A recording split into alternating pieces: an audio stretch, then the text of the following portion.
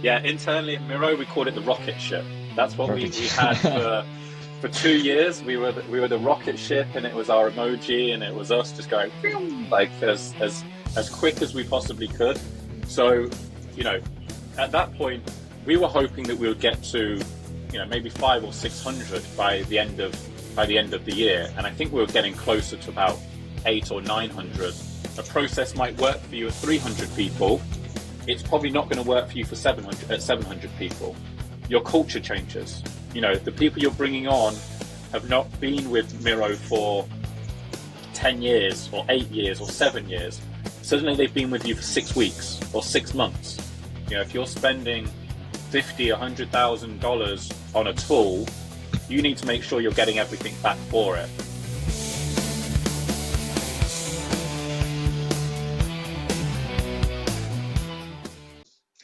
Welcome to the Relancer Podcast, where we talk about talent acquisition topics. I'm Miro, the co-founder of Relancer, the platform where employers connect with freelance recruiters. Today we have Marcus, and we're talking about how Miro grew from 300 to 1,500 employees and even more in 18 months. Welcome, Marcus. Thank you very much. Pleasure to be here, and thanks for inviting me. Happy to get started. So your first job in talent acquisition was with Manpower, and you also worked with Hays. Having worked with both in-house and agency side, how has it influenced your approach to talent acquisition? Yeah, good question. So indeed, I've been in TA recruitment for over 15 years now.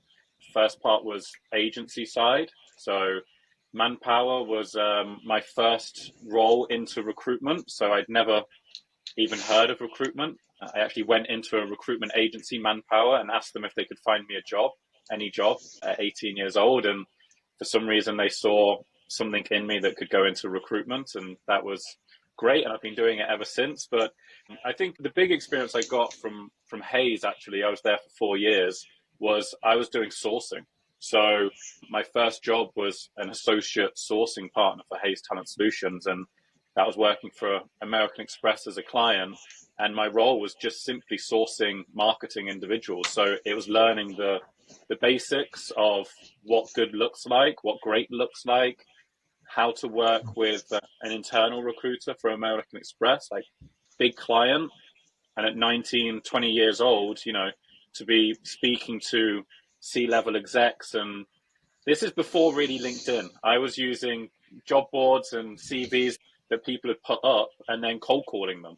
So it was that before you kind of had these fancy messages and networking, it was, I found your CV in the UK, we call it Reed or JobSite or Monster, looking at it and then just calling them up and saying, hey, I work for American Express and would you be interested in this job? So you kind of, you remove all your boundaries, you move all your barriers, and you learn the basics of what does great look like and how do I have a conversation with a candidate. And I think that scary part as 19 years old has now taken me through the whole of my career, where I've never really felt too intimidated about having a conversation, because those first few years were pretty scary.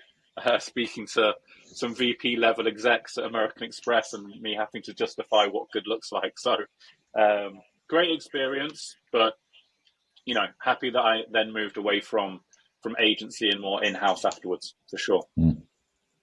So you in a way got some confidence with cold calling, and of course you can impress the C-level people and then get the job done. That definitely helps a lot. And I was able to make mistakes. That was also it. It was, you were learning. I had someone in my team that was training me and teaching me, and you weren't always going to get it right. And I think that was also a big learning as you go through TA into any job that you go into. Understanding what a job description is, what a profile they're looking for, and sometimes pitching someone that might not match it, but you had a great conversation. And I think all of that experience that I had in my early part of the career then also went through to the later part, and what I've then hopefully taught other recruiters and sources along the way. So yeah, it was valuable experience for sure. So what was your role in growing Miro? Let's call it a hypergrowth stage. Yeah, internally at Miro, we called it the rocket ship. That's what we Rocket. had for 2 years. We were the rocket ship, and it was our emoji, and it was us just going like as quick as we possibly could. Like, truth be told, I'd never heard of Miro before I joined the company. It was, a 300-person company. There wasn't a lot of branding. We didn't even have a main office. We were sharing an office with a couple of other companies in Amsterdam. It looked like a great tool. I thought it was peak pandemic, so we were going through COVID. I thought a collaboration tool sounded like a good way to go, but none of us had any idea that we were going to go. I think I was number 320 at Miro, and I think I was number maybe 25 in Amsterdam at the time. So, at that point, we were hoping that we would get to, maybe 500 or 600 by the end of the year, and I think we were getting closer to about 800 or 900. So my role at the beginning, I joined as a senior IC. I was asked to look after marketing, some sales roles. So I was very hands-on. I was understanding, what does our process look like? Does it match for all of these different functions that we were working on? I was looking at our tools as well. Anything within Hypergrowth as a business, you're always evaluating the tools that you use, and are they benefiting us? So my role was really just hiring at that point. We had very small marketing teams, small sales teams. I remember hiring BDRs, so business development reps, who had predominantly been cold calling, finding clients. And suddenly in, May, June of when I started, it had flipped 100% that it was all inbound sales. Everyone was coming to Miro asking them, hey, can we use your product? Can we start using this while we're going through COVID? And so our whole business and sales strategy changed. And that meant that suddenly we had to focus on the right marketing people, the sales people, customer success, workplace, recruiting. So at that point, I had a pretty diverse role. I was trying to find recruiters to come and help us scale as well. And through my whole time, my role kind of pivoted from senior IC into a manager of go-to-market, and then where I am today, leading our global tech team. But I think my role in particular has been looking at what works best, not being afraid to iterate. A process might work for you at 300 people. It's probably not going to work for you for 700 people. You've got a change in culture. You've got a change in the people that have been there. You've got people that are starting remote. You've got people that are now wanting to come into an office. There was a whole, change in what we were as a company. So, yeah, it was definitely hands-on, and I enjoyed immensely everything that I did from it as well. Do you have some specific approach to assessing the tool still working for the company, or different phases you might need different tools? Yeah, I mean, you have to look at the return on investment for some of these. So some of them you can do more straightforward. So an example, is we had Greenhouse as our ATS. So great ATS for us actually. But every point through that year, you are evaluating the performance of the tool.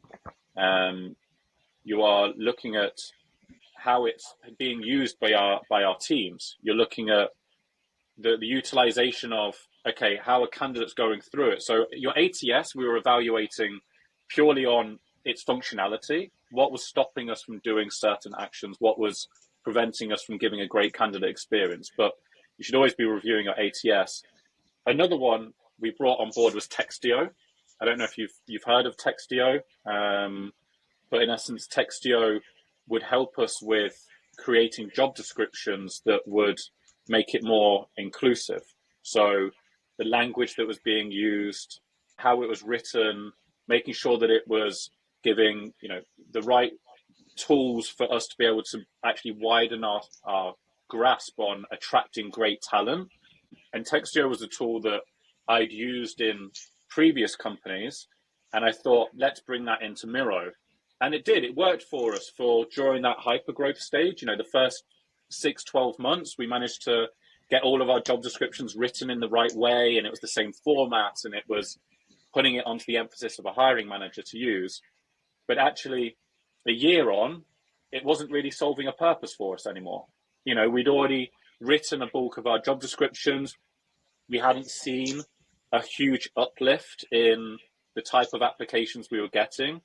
The feedback we'd got when we'd asked candidates during the process or at the end of the process, it had not impacted so much.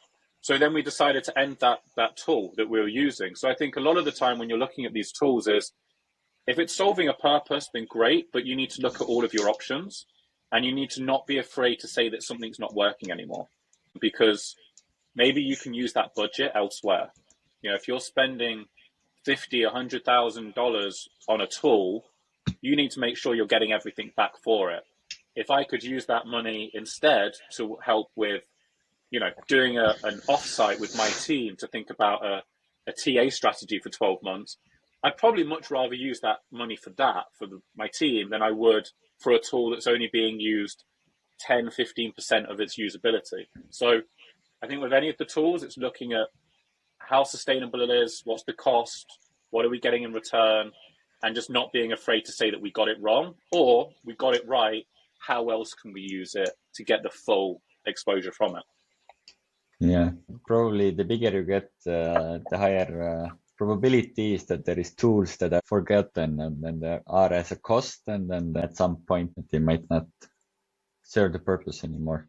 Yeah, once you go through hypergrowth and you're a company that's getting this investment, money is not really as much of an issue as it is later on. You're not necessarily being as challenged on it, because as a recruitment team, we suddenly had to double in size. We went from, I think there was 4 of us in EMEA, 3 or 4 of us when I started.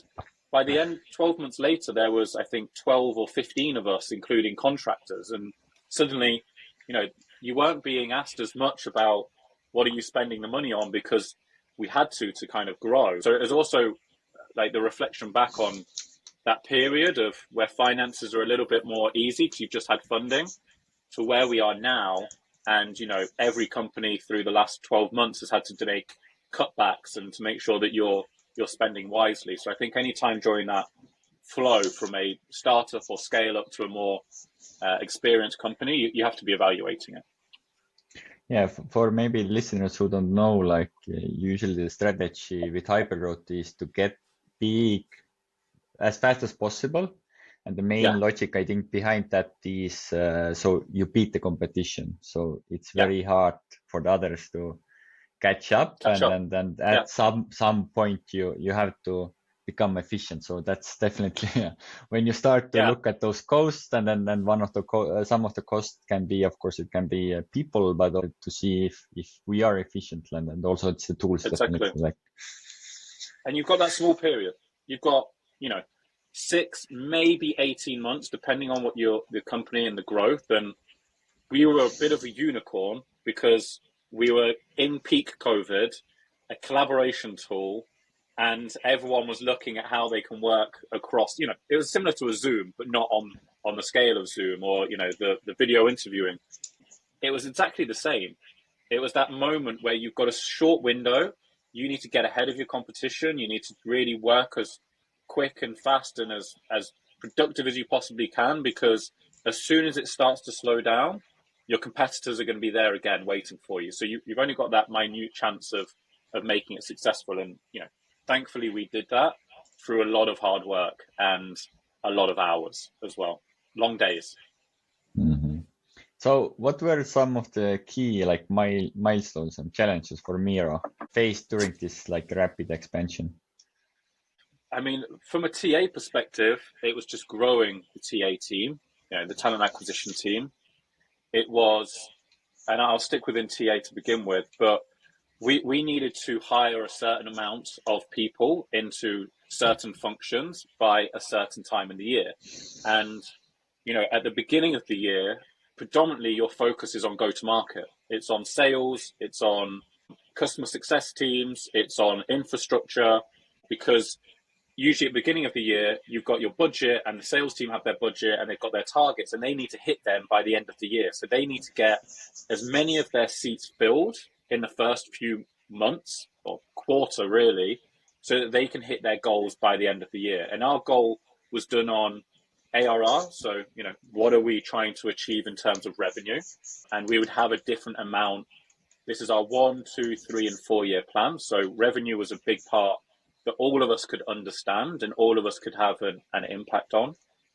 As you go through the year, the priorities shift as well. So maybe we're trying to expand our product range. So we're no longer just seen as a whiteboard tool, but we're actually seen as a whiteboard tool that does all of these extra things. And that then changes to, okay, maybe we're now going to focus on design or on products and product managers. Maybe we need to work on engineering and the infrastructure that comes through to it. So I think anytime that you're going through this phases, our milestones shifted completely. And for TA, that meant that we couldn't think sometimes a year ahead. We had to think 1 or 2 quarters ahead to just keep up with how the business was shifting and the pure increase that we got as a team. But I think the big milestones for us was users as a company. I joined, we had 5 million users, I think. And then our next aim was, let's get to 10. Okay, from 10, let's get to 20. From 20, let's get to 40. And now we're at 65 million users, I think, at the moment. Big numbers from where we were 3.5 years ago. When we talk about revenue, it was going, hey, can we get to 100 million in revenue? And then it's like, can we get to 1 billion in revenue in 10 years' time? There's these milestones that you need to hit. And for a TA team, it's about how do we fit into that? And how do the company's goals and objectives feed into a TA team? And that's on commits or hires. It's on how quick can we get candidates through the process. It's about the quality of candidates. It's about onboarding. So, we could do a great team and they've signed their contract, but what happens when they've signed their contract? What happens through the next part? And these are the things as your milestones you have to keep on thinking about. How do we evaluate and change our TA team throughout it? And then I think the other part, which is kind of a challenge, the culture changes constantly. We were a 300-person remote company at that point because we didn't, nobody was in an office. But that changes things. When you start to then open up your office and your hub in Amsterdam and try to grow it, your culture changes. The people you're bringing on have not been with Miro for 10 years or 8 years or 7 years. Suddenly they've been with you for 6 weeks or 6 months. And they're the people that are wanting to get onto this kind of rocket ship that I said at the beginning, and they're wanting to work on things and learn and develop. And then you're asking them to be hiring managers. You're asking them to suddenly know what great looks like in your business. And they haven't done a hiring manager training, or they haven't done a cultural interview before, or they don't understand our Miro values or our behaviors. So there's also a lot of these milestones of how do we get people within Miro to be a new culture, but also work towards the same goals. And that's tough when you're going through hypergrowth. It's a difficult phase to go through. But also, we're now at a great point now where, our culture is so multi-diverse, so many different cultures. I think we have probably 70, 80 nationalities. And just within my TA team of 20, we have, I think, maybe 12, 13 different nationalities. So, that's changed what we are as a company and as a foundation. I'm thinking how to ask this. It's quite common that the culture changes. How do you make sure that you're hiring the right people for the culture that, in a way, maybe it's just evolving on the way? Yeah, it's a good question. I think I know what you mean. You have to understand what great looks like. So you need to look internally to begin with. You're looking at, if we're hiring for product marketing, for example, an area that I started on with Miro, you would look internally and go, what is great right now within our business? What has made them successful within joining Miro? You would ideally look at someone that has been with us for maybe 12 months.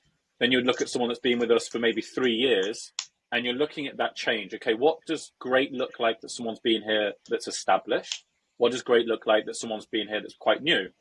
And then from there, you're kind of working backwards and you're trying to understand what do we need right now as a team? And within TA, that's saying, okay, we need people that are simply just going to hit the ground running and people that are going to be doing what is in front of them.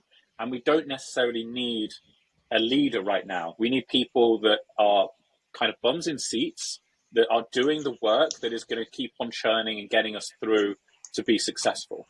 And that's a type of profile. But then you're also evaluating what's going to take us to the next level. What are we missing within this team structure? And a lot of the time as a TA, you need to be speaking to your people partners or business partners. You need to understand, where are the risks? What are the attrition risks? What are we seeing in terms of career development? Who are our future leaders within that team? What sets them apart from the rest? And then you tailor that back. You start bringing that into your job description. You start bringing that into your process.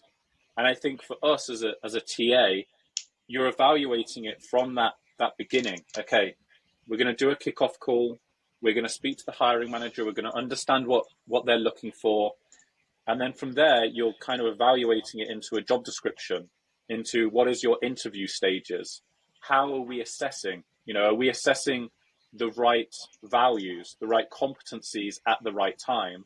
And then what questions are we doing as well? So a lot of this comes into just building the base and the foundation of, here's our structure. Where do I see issues within our structure that we've got right now? Where are we overcomplicating it? Are we keeping some bits too simple? And where are our trade-offs as well? Because as a company, when you go through hypergrowth, if you keep on looking for what's great, sometimes you hit a wall where you can't find great anymore, because you've reached that point of, wow, our bar has gone really high. We're suddenly now struggling to attract or to hire great people because we're suddenly looking for this perfect unicorn. And so that's where within TA, you have to kind of take a step back and challenge yourselves and the hiring manager and the team on really what it is they need from that role. And like I said, to your question, it's really about understanding those parts of the process and knowing that you have a voice at the table. TA, you're there for a reason. You're the expert on hiring great talent. So don't be afraid to challenge and push back and to realign on what you said at the beginning of an interview or of a kickoff process. So I think just trusting yourself is a big part of this. So stakeholder management, because there's always like hiring manager who have like this insane requirements, and they probably get more insane in time. Like, so they will add on top, oh, this was a great candidate. Let's take something from him and then somebody from else, and then you have this like a huge list, unicorn. Like. And to be honest, that's what we do at the start. So when we get a job or we get a role that's come through to us, we have kind of do the kickoff. We ask the hiring manager, we ask the org leader, okay, give us 5 profiles for what you think great looks like for this job.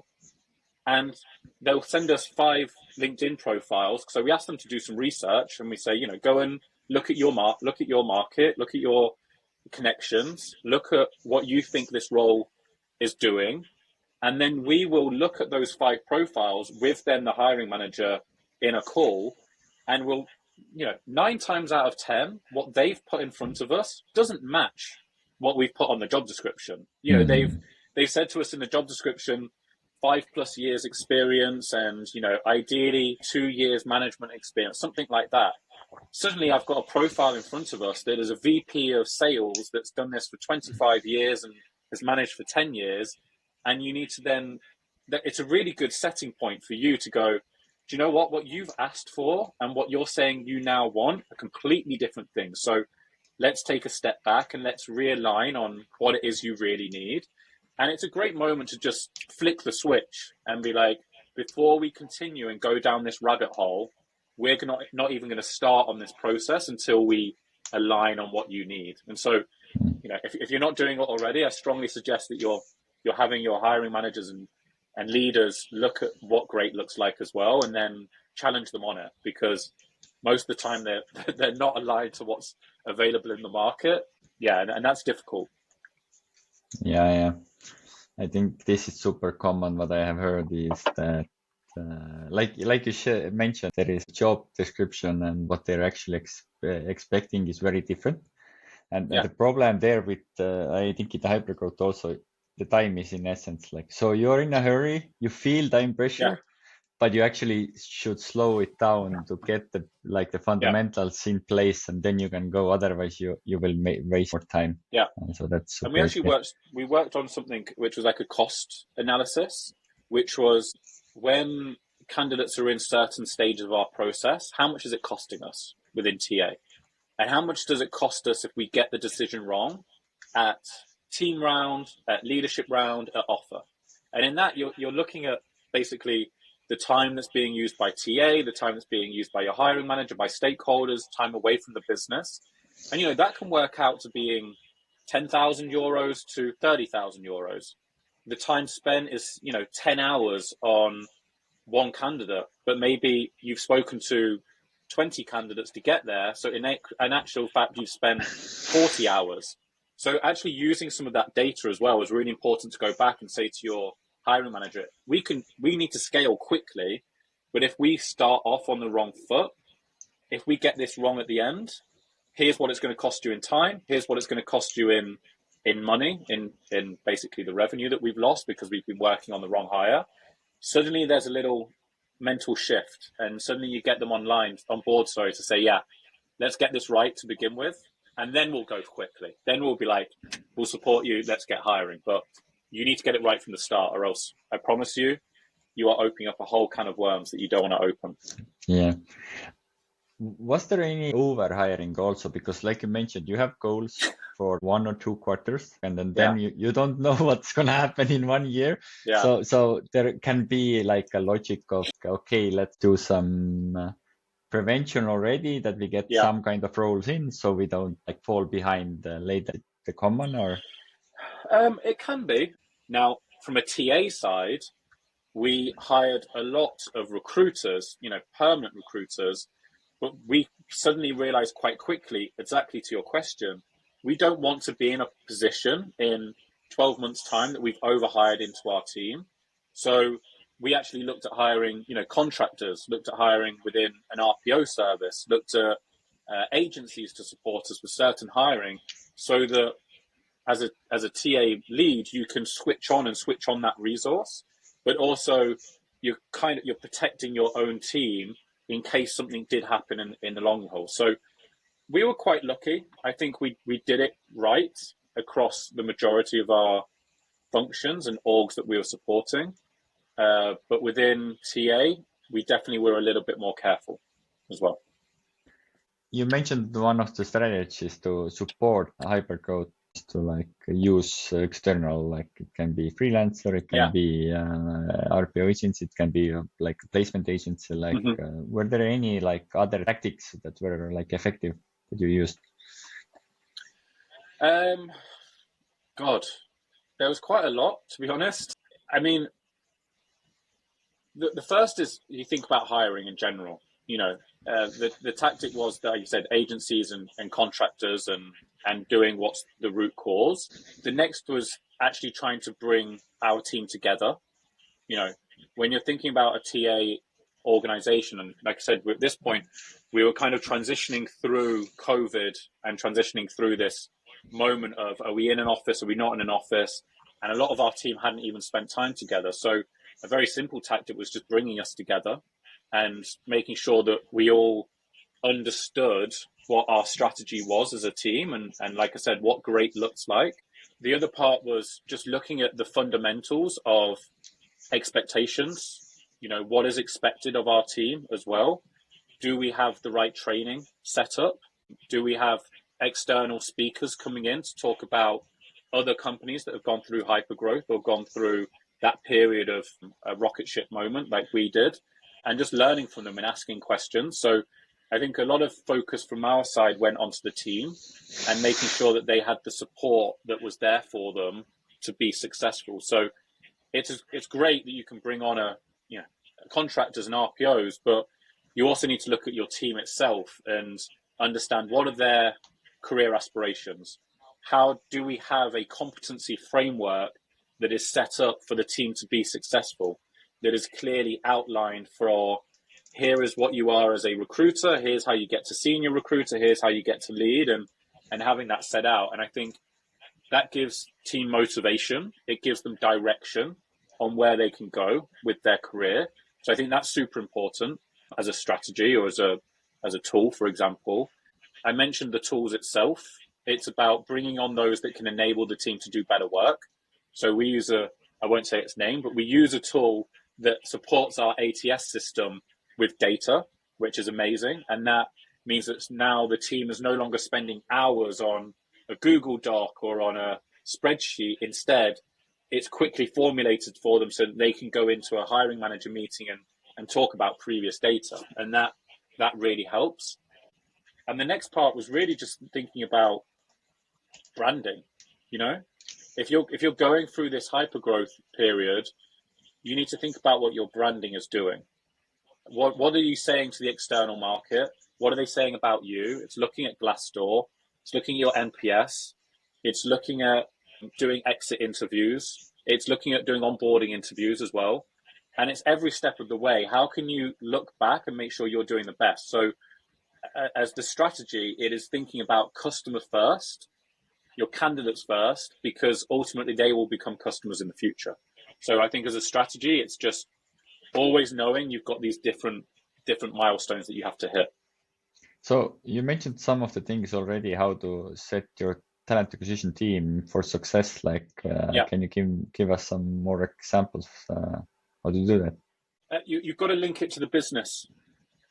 I said it at the beginning as well. Like, if your TA team is not set up for what the business objectives are, then how will you be able to measure success when you go into those conversations with your leadership team or with your CEO or with your senior stakeholders? Because you need to hire the great talent, but you need to make sure it's aligned to where the business is going, and you need to reprioritize as well. So at the beginning of the year, we're doing it. Just done it now. We've worked with our finance team. We've worked with our people partner team. We've worked with our head of functions and org, so our LT members, and we've sat down with them and we've gone through what is your head count for the year? What are your goals as a business? What is it that we are trying to get to? And I said, at the beginning of this year, it could be that we need to focus on go to market because we have goals for revenue or sales or whatever it is. So maybe our strategy is no longer supporting, the tech team is no longer supporting all of tech. Maybe it's supporting some of the business team instead for a quarter or for 6 weeks to get through that early push that you need to do. So the first thing that you need to do is align it to your business objectives. I think the next thing is then making sure that everyone understands their goals and reviewing that quarterly. And I mean that in terms of, for some of my engineering recruiters, their goals may be on delivery. It might be on the hires that they need to make because that's what's important for us. Whereas for another one of the team, it might be that we've just gone through a slight reorg within their team, and actually they need to start building and creating rubrics or competency frameworks or interview questions, or like we were just talking about, what does great look like? So for them, it might be on that. And then for another person, it might be that we're getting to a period within Miro where a certain team is likely to see some attrition coming on, So maybe their tenure is getting up to 2.5 years, and we can see from the data that, okay, we're getting to this bracket, we might start seeing some people that are leaving. So actually, for my team, what they need to do is start pipelining. They need to start thinking about those risks and start speaking to external talent, even when we don't have roles available, and putting that in front of a hiring team. So first one is always, what are your business objectives? Second is always looking at those clear expectations of the team. The next is celebrating success. Like, you could do all of this work if you're doing it all at the beginning, but then you get to the end of the quarter and you're like, thanks team, next quarter, let's go. No one's motivated by that. You need to bring everyone together. You need to celebrate the successes within your team. As a leader, you need to celebrate it outside as well. Do your QBRs with the leads, do your QBRs with your exec team, have that feedback filter through to your team and celebrate the successes. I think that's super important. And just afterwards, make sure that you're doing kind of calibrations, what does good look like, but also reviewing your prioritization. Like I said, at the beginning of the year, you might be focused on go to market and sales. And within 6 weeks, we may have done a great job. And what we thought we needed to hire in Q2 was engineering. Actually, suddenly we need to focus on product or design or on data and analytics. So I think to set up your team properly, you need to keep on looking at the prioritization of the business and your team and then evaluate it as you go through. Because once you start saying that you have availability to your hiring managers to start hiring, they're going to snap it up. They're going to do it. They're going to want to hire really quickly. So you need to be careful about that messaging as well on top of it. That would be my 4 things. I've got more, but yeah, that's my first 4 that I can think of. How do you take care of your team? So hypergrowth definitely is a super stressful thing, and then very fast paced. And as you mentioned, like you get together, you celebrate, oh, we did it, we achieved it, and then there is like a bigger goal ahead of you. So like if you don't care of yourself, like you're gonna be like in this rat race, and it's never ending. Like in the end, like people can burn out. Like burnout was a huge thing, for everyone, and I think COVID really taught us that it was important to talk about burnout. It was important to talk about well-being. For me, as a leader of a team now, and a large team at that, one of the first things I did was talking about my own well-being. Being vulnerable in those conversations, and in that first meeting that I actually had with my whole team. My previous team had heard about it, but I'd been through a lot in my time at Miro. My partner had an accident and was in a wheelchair and wasn't able to walk for 3-4 years and was in a crutches for a long period of that. So I was a full-time carer as well as trying to take Miro through hypergrowth. And I was on calls, hiring probably 15 roles at any one time, doing calls from 7 a.m. through to 8 p.m. at night, 9 o'clock at night, trying to speak to people in the US and relocate them and tell them how amazing everything is. And actually at that point, I was really struggling. I was trying to be a carer to my partner, but also trying to get my name on the map at Miro and trying to be, the best person I could be at work. And I wasn't letting any of it show. And that was a downfall for me. Like that was a massive struggle. And actually then through the years, I've also had, I've lost some close people to me and family and friends.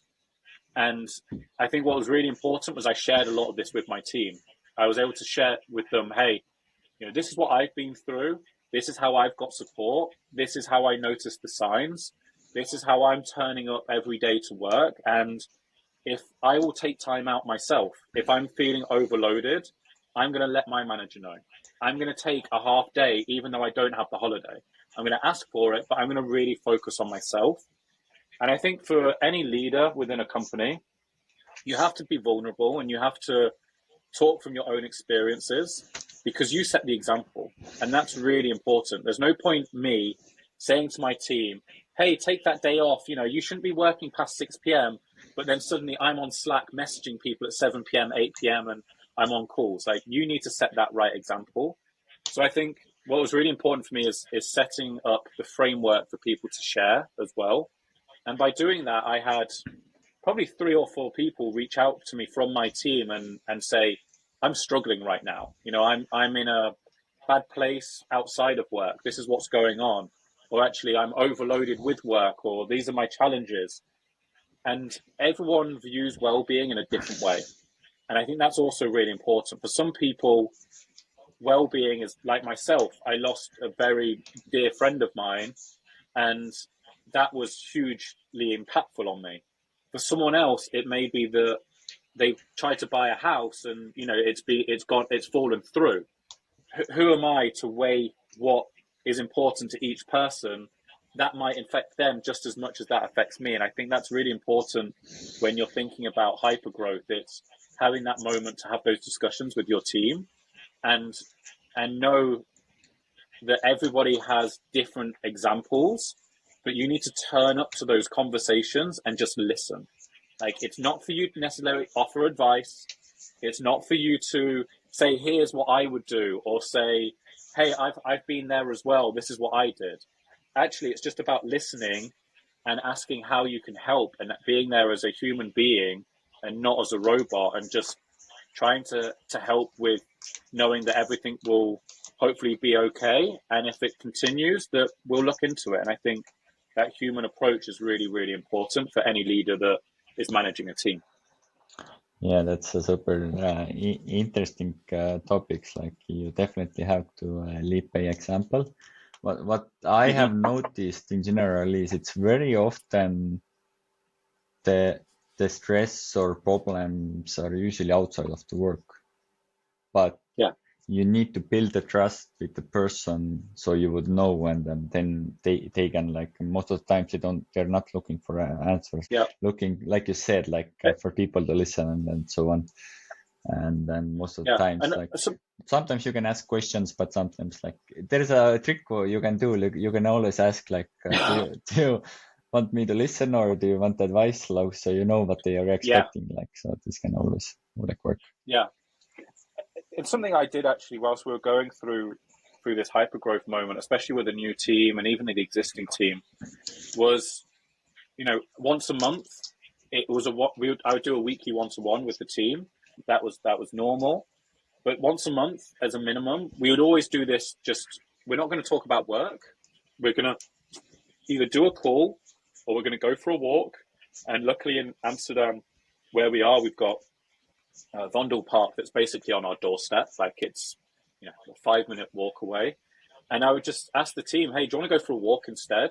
And actually bringing people outside of the work environment and outside of this, we're going to go into a room and we're going to have this intense or deep conversation. Actually, let's take us outside of that environment. Let's go for a walk around the park. Let's just grab a coffee or grab a hot dog, or even at the end of the day, hey, do you want to do it now or do you want to do it at the end of the day and we go and grab a drink or just grab some lunch or something, and just change the environment to be an environment where they feel more comfortable to talk about these things. Because sometimes as a manager, it can be also intimidating when you say, let's have a catch up, in meeting room A. And the team are like, oh God, why are we having a catch up? And then you say, whereas like, let's do it tomorrow. Then they... yeah, that's also it. And actually that's a really valid point. It's actually really important for you to understand that this is a big deal and not changing what you have put in place. Someone might be apprehensive and stressed about that Friday meeting at 10 o'clock, like I said, in floor 4 meeting room A. And then for you, it's like, well, I just thought we were going to have a catch up. But if you don't have an agenda or anything beforehand, and then you move it to Monday, suddenly they've got the whole weekend to stress about it. So it's also on that communication piece. But you brought up a great point. I mean, how often have you had that done to yourself or done it to other people and just gone, why? Yeah.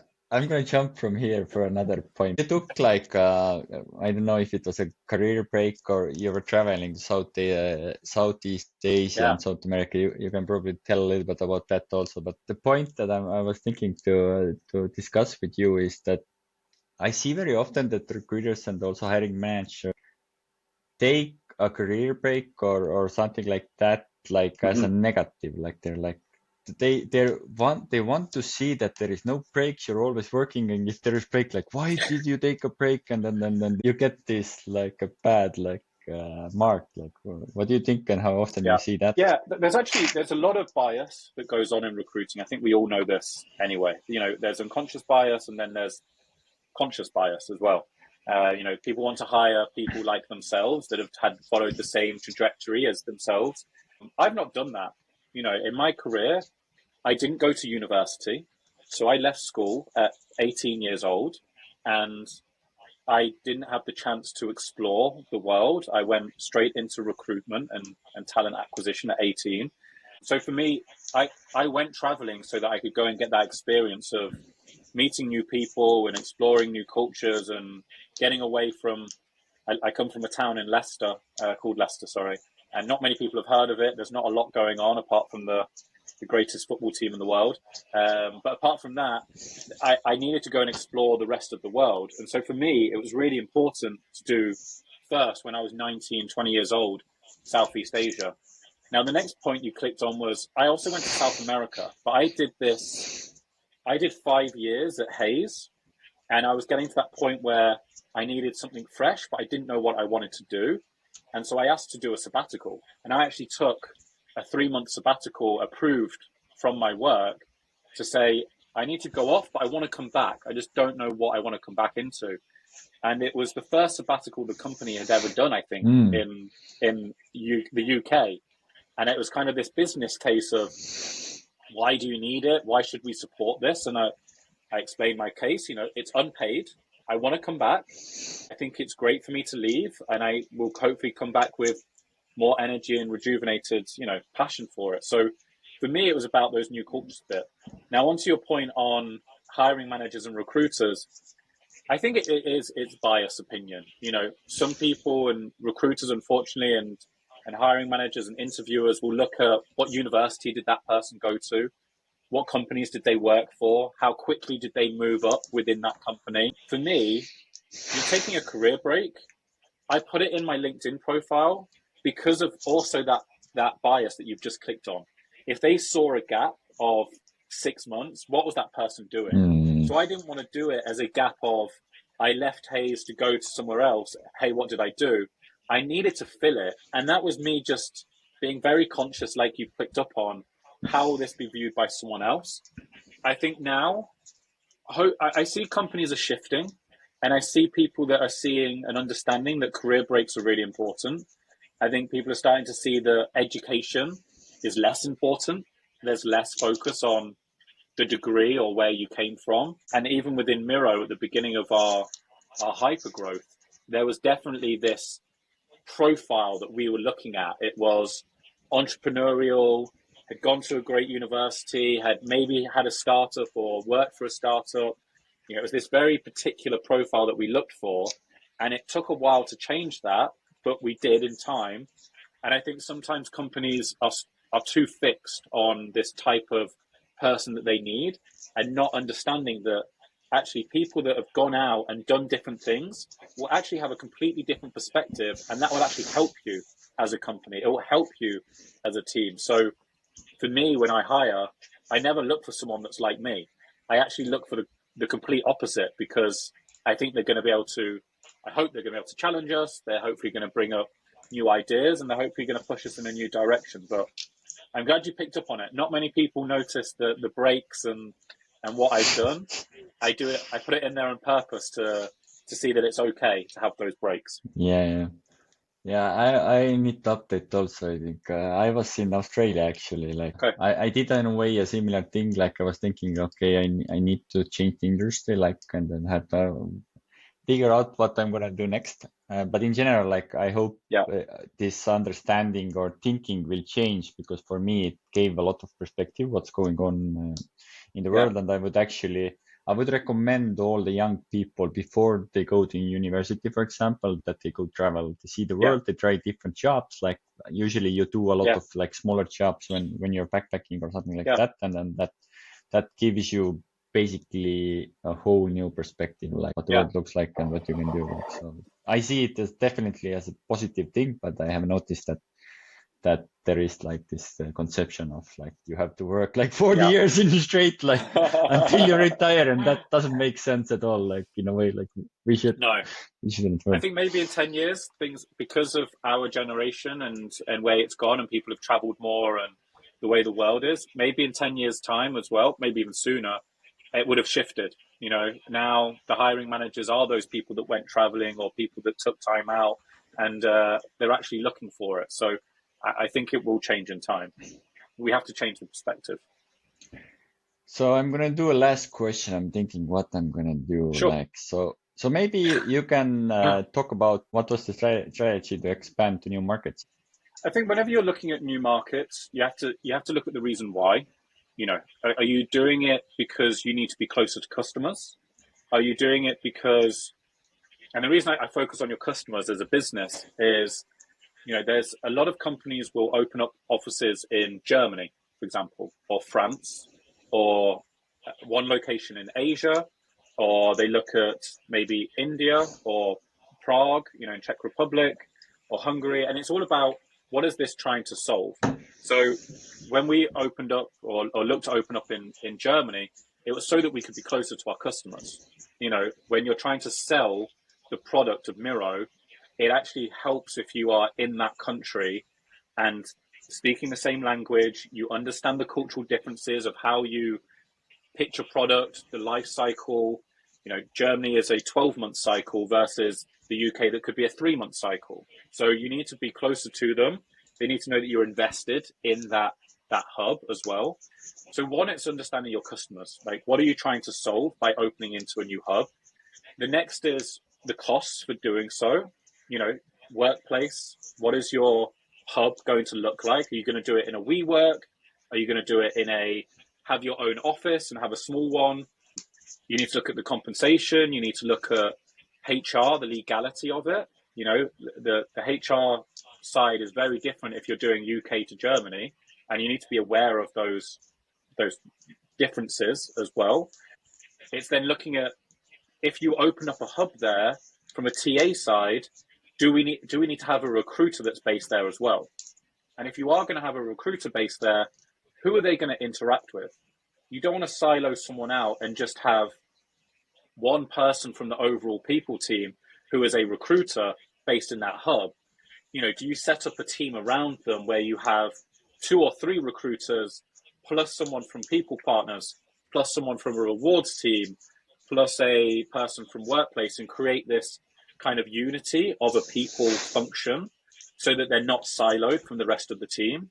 So there's a lot that you have to look into it, but you need to make sure that it makes a business case for who you're trying to attract with new customers and new clients. And then from there, work backwards to, okay, if we spend $500,000, $1 million on doing this, what's our return going to look like?